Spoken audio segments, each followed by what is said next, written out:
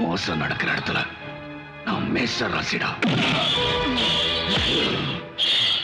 கொள்கை மாறினா கோபத்துல ரிஷபராசியடா.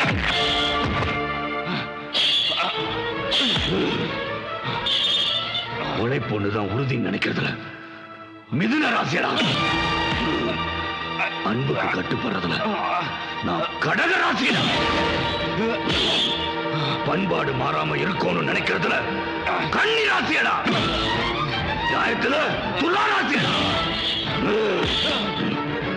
வீரத்துல விருச்சிக ராசியடா.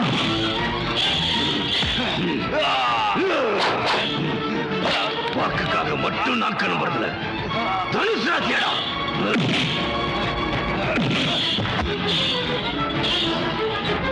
எதிரிய கூட மதிக்கிறதுலையும் மன்னிக்கிறதுலையும் நான் மகர ராசியடா.